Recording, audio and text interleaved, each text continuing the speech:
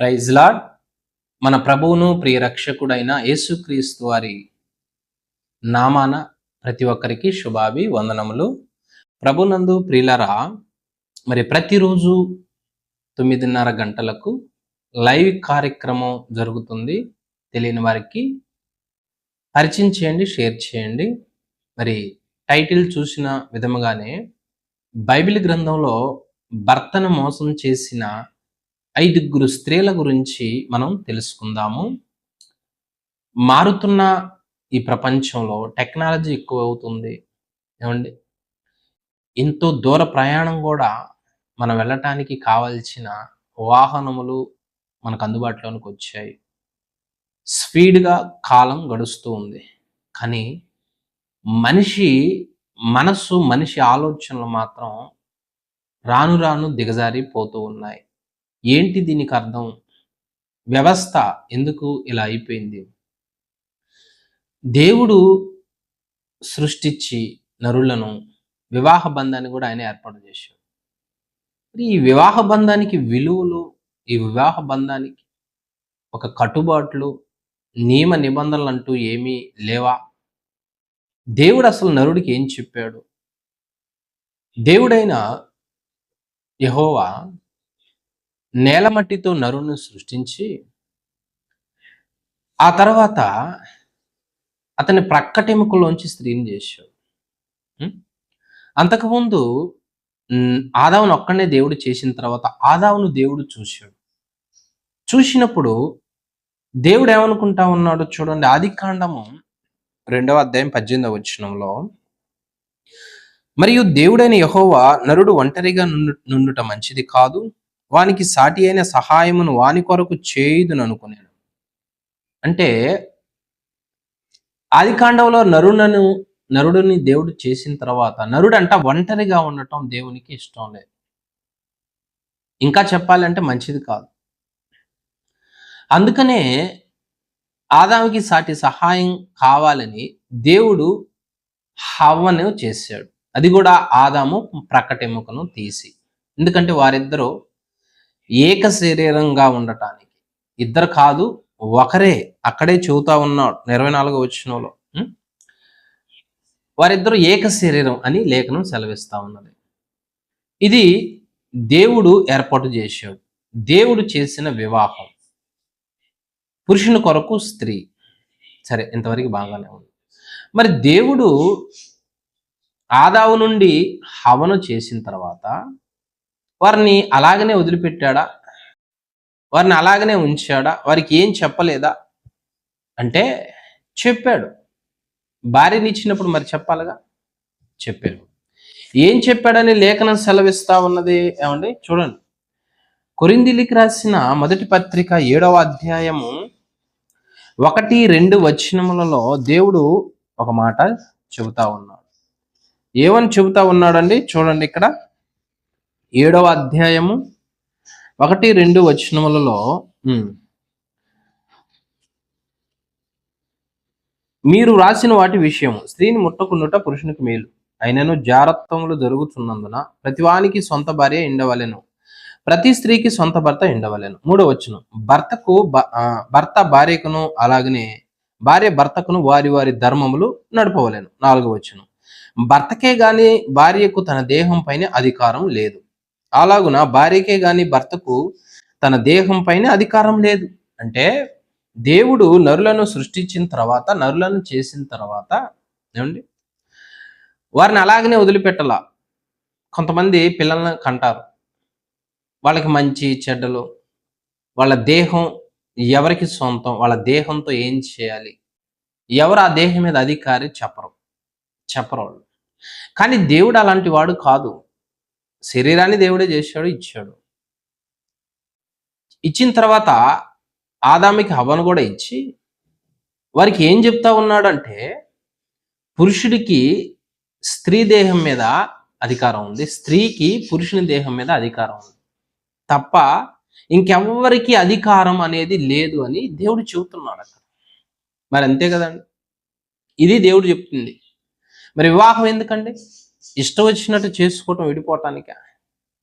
అలా చేయొచ్చునా? దేవుడు ఇది చెప్పాడా?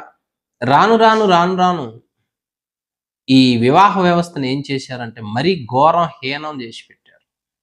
ఈ కాలంలోనే కాదండి, ఇలా బైబిల్ కాలంలో కూడా దేవుడు చెప్పిన ఆజ్ఞను మీరారు. ఆ భర్తలను మోసగించావు, భర్తలకు అన్యాయం చేశారు, ద్రోహం చేశారు. మరి భర్తలు కూడా భార్యలను ద్రోహం చేయట్లేదు, అన్యాయం చేయట్లేదు అంటే ఉన్నారు, వాళ్ళు కూడా ఉన్నారు. ఆ సందర్భం వచ్చినప్పుడు ఆ సబ్జెక్ట్ కూడా చెప్పటం జరుగుతుంది. అయితే ఇప్పుడు పరిస్థితి ఎలాగున్నది? వివాహం కావటం, భర్తను చంపటం, ఎంగేజ్మెంట్ కావటం, భర్తను చంపటం. ఎందుకు ఇలా జరుగుతుంది? ఏమండి, ఒకసారి ఆలోచించండి. వివాహమును దేవుడు ఏర్పాటు చేసినాడు, అది పవిత్రమైనది, అది దేవుడు చెప్పాడు. శరీరం కూడా ఎవరికి సొంతం కూడా దేవుడు చెప్పాడు. ఈ జ్ఞానము ఈ లోకపరంగా ధనం సంపాదిస్తే రాదండి.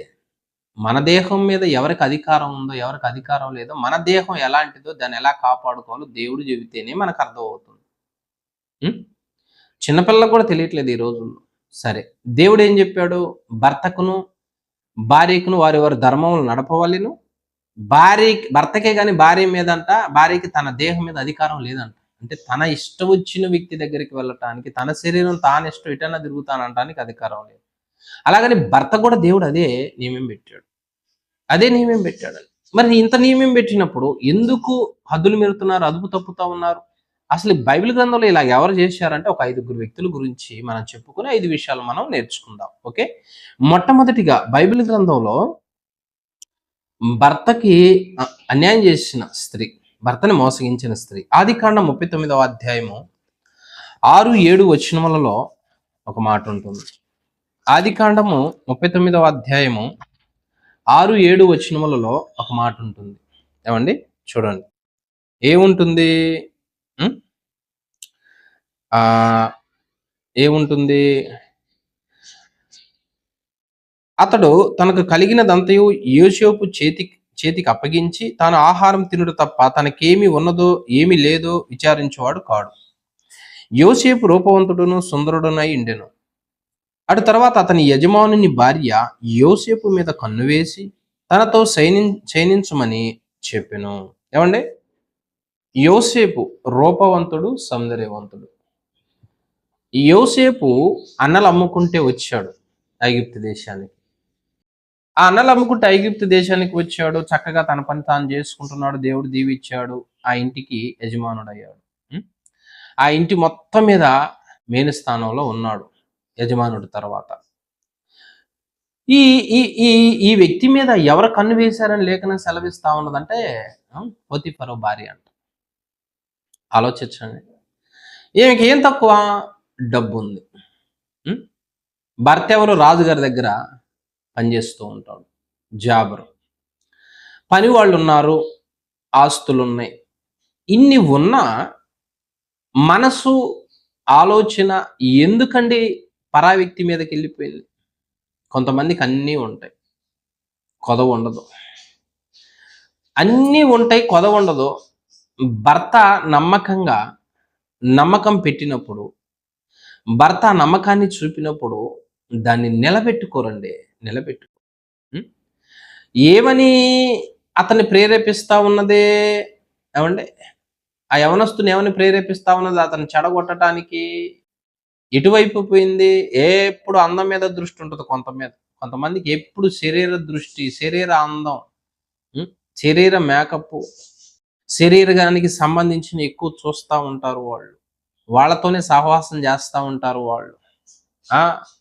వీళ్ళకి భక్తిపరమైన లేకపోతే ఖండించేవాళ్ళు, లేకపోతే పరిశుద్ధంగా ఉండేవాళ్ళు స్నేహితులు ఉండరు, స్నేహాలను ఏర్పరచుకోరు.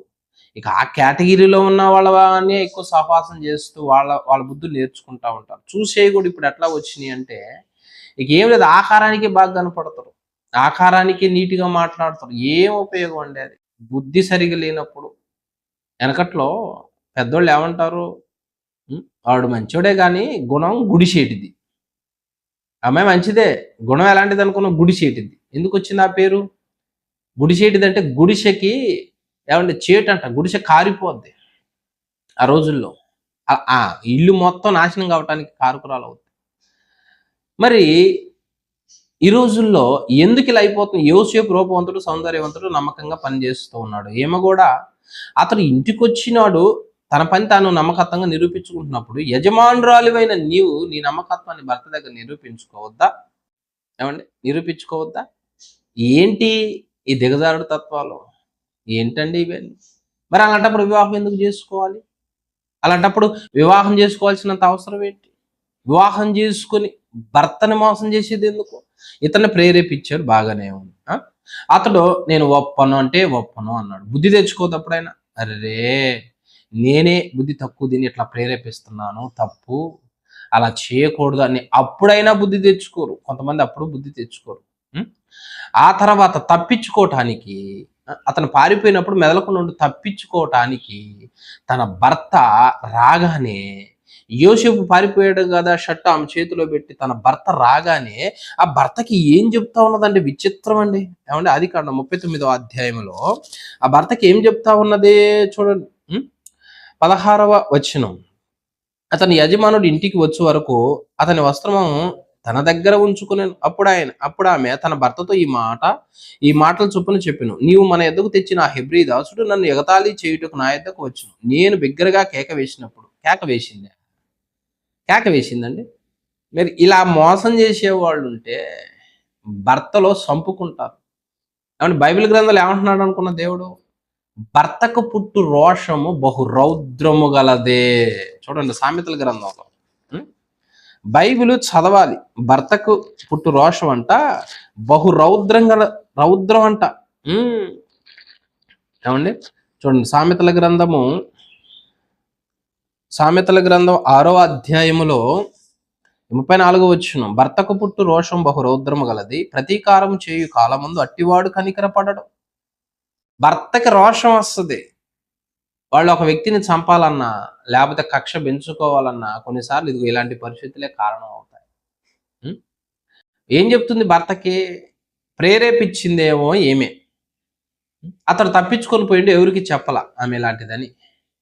కానీ ఏమేమంటుంది? రేపింది ఏమే, అతడు తప్పించుకున్నాడు, అంతటితో బుద్ధి తెచ్చుకోవట్లా. భర్తకి ఏం చెబుతుందంటే సాడీలు చెప్తుంది, అబద్ధాలు చెప్తుంది. అతడే నన్ను అన్యాయం చేయటానికి, నమ్మకస్తుని మీద ఏ నిందలేస్తుంది, భర్తను ఎలా మోసగిస్తుందో చూడండి. కొంతమంది అదే అబద్ధాలు చెప్తారండి. అబద్ధాలు ఎంతకాలం ఆడతావు? ఒకరోజు నిజం తెలియకపోదా? తెలిసినప్పుడు ఏమవుతుంది అక్కడ? భర్తకు పుట్టు రోషం బహు రౌద్రం గలదంటండి. నిజం తెలిసినప్పుడు ఏం చేస్తాడు? ఇలాంటి వాళ్ళు ఏం చేస్తారు? భర్త ఈ విషయంలో ఇలా చేసింది, ఇంకొక విషయంలో వేరే విధంగా చేస్తే భర్తకు తెలిస్తే ఎట్లా ఉంటుంది ఒకసారి ఆలోచించండి. చేతులారా విలువైన కాపురాలను, పరువు ప్రతిష్టతలను కోల్పోతారండి ఇలాంటి వాళ్ళు. ఏం క్షణిక ఆవేశము. భక్తి పరులకి ఎప్పుడు కూడా పద్ధతిగా ఉంటది. ఇక భక్తి లేని వారి జీవితం ఎలా ఉంటది అంటే, ఇక వాళ్ళు అదుపు తప్పిపోతాయి వాళ్ళ ఆలోచనలు. అందుకే ఎదిగే బిడ్డలు, వివాహం చేసుకున్న వాళ్ళు ఏది ఎక్కువగా చేయాలి? భక్తి. శరీరం అదుపులో ఉంచుతాడు దేవుడు. మరి ఒక పురుషుడికి ఒక భార్యని ఎందుకు ఇచ్చాడు? ఒక పురుషుడికి ఒక భార్యను ఎందుకు ఇచ్చాడు? ఒక స్త్రీకి ఒక భర్తను ఎందుకు ఇచ్చాడు? చాలు. కానీ ఎందుకు ఇట్లా అవుతున్నది అంటే, ఇప్పుడు వచ్చే మాటలు, కామెడీ సీన్లు కూడా అండి, చెడుకు ప్రేరేపించే, చెడు ఆలోచన పుట్టించే వచ్చే దృశ్యాలు, ఆ సినిమాలు, ఆ మాటలు, కల్చరు, వస్త్రధరణ ఎలా అయిపోయిందంటే ఉన్న వాళ్ళ మనసులు కూడా పాడైపోయే దాకా వచ్చింది. ఇలాంటి పరిస్థితులు వచ్చాయి. ఓ స్త్రీ, నీ కాపురం బాగుంది, చక్కగా నీ భర్త నిన్ను పోషిస్తున్నాడు, ఒక స్థానంలో ఉన్నావు, చేతులారా ఇలాంటి పరిస్థితి తెచ్చుకోవద్దు. చేతులారా భర్తకి అనుమానం కలిగించొద్దు. ఒకరోజు భర్తకి ఇలాంటి వ్యక్తి అని తెలిస్తే ఇక జీవితాంతము ఆ అనుమానాన్ని వదిలిపెట్టడు. ఆ రోషంగా ఆయనలో ఎట్లా ఉంటుందో ఒకసారి ఆలోచించు. రోషం వస్తుందంట, ఇలాంటి వ్యక్తిని నేను పెళ్లి చేసుకున్నాను. ఆ బుద్ధులు నీ అంతటితోనే పోవు, సంతానం మీదకి వస్తుంది. ఏం మెసేజ్ ఇవ్వాలి ఒకసారి ఆలోచించండి. ఈ సమాజానికి ఏం మెసేజ్ ఇవ్వాలి ఇలాంటి వాళ్ళు? అందుకనే దేవుడు వాక్యం ఎప్పుడైతే మనం చదువుతూ ఉంటామో ఆ వాక్యము మన జీవితాలను కాపాడుద్ది. ఆ వాక్యం మన రక్షించుద్ది. కనుక మొట్టమొదటిసారిగా బైబిల్ గ్రంథంలో భర్తను మోసగించింది పోతీఫరు భార్య. ఇంట్లో ఉంది. ఆమె పేరు ఇక్కడ ఇవ్వలేదు. కానీ ఆమె మోసగించిందంట. ఆ! మోసగించిందే కాకుండా బుద్ధి తెచ్చుకోకుండా చివరకొచ్చేసరికి అబద్ధాలు భర్తకు చెప్పి ఒక అమాయకుడిని నీతిమంతుడిని చెరసాలలో వేయించింది. ఇప్పుడు ఆ పాపాన్ని మూటగట్టుకుంది. భర్తను మోసం చేసిన పాపాన్ని మూటగట్టుకుంది. ఏమంటే ఇతరులకు అతని సాక్ష్యాన్ని బ్యాడు చేయటం మూటగట్టుకుంది. దేవుడు చూస్తాడండి? దేవుడు చూస్తాడా? దేవుడు అన్యాయస్తుడండి? ఒకరోజు ఆ విసర్జించబడి జైల్లో వేయబడిన అతనే మూలక తలరాయి అయ్యి అతను ఆజ్ఞిస్తేనే ఆహారం, తిండి. జాగ్రత్త. ఎంతోమంది ఈ రోజుల్లోనండి భర్త బయటికి వెళ్ళాడంటే భార్య ఇమ్మీడియట్లీ ఫోన్ చేసి ఎక్కడున్నావు, వీడియో కాల్ చేయడం. నేను చాలా మందిని చూశానండి. ఎందుకు ఈ అనుమానాలు కలిగిస్తున్నావు? భార్య బయటికి వెళ్ళింది అనుకో, భర్త నమ్మడు. ఎక్కడికి వెళ్ళావు, ఏం చేసావు? ఎందుకంటే ఇలాంటి సిచ్యువేషన్లో తెచ్చుకుంటే లైఫ్ లాంగ్ సంతోషం ఆనందాలు ఉండవు. కనుక చేతులారా మితిమీరిన ఆలోచనలు ఆలోచించి పచ్చగా ఉన్న ఆ జీవితాలను, ఆ కుటుంబాలను విచ్ఛిన్నం దయచేసి చేసుకునవద్దు. చెడుకి ఎంత దూరంగా ఉంటామో అంత మంచిది. అందుకనే యవనస్తులు తమ నడత శుద్ధిపరచుకోవాలంటే వాక్యమేనని 119వ కీర్తనలో దేవుడు చెబుతానే ఉన్నాడు. వాక్యం చదివే వాళ్ళకి ఎప్పుడు కూడా తమ ఆలోచనలో శరీరం అదుపులో ఉంటది, ఉండాలి. ఇక దాన్ని రేపే వాటి వైపు వెళ్ళినవంటే ఇది ఇలాంటి పరిస్థితులే సంభవిస్తాయి. కనుక ఇలాంటి ఎప్పుడూ చేయకూడదు. బైబిల్ గ్రంథంలో మొట్టమొదటిగా భర్తకు అన్యాయం చేసి భర్తను మోసగించిన స్త్రీ పోతీఫరు భార్య. ఒకసారి ఆలోచించు.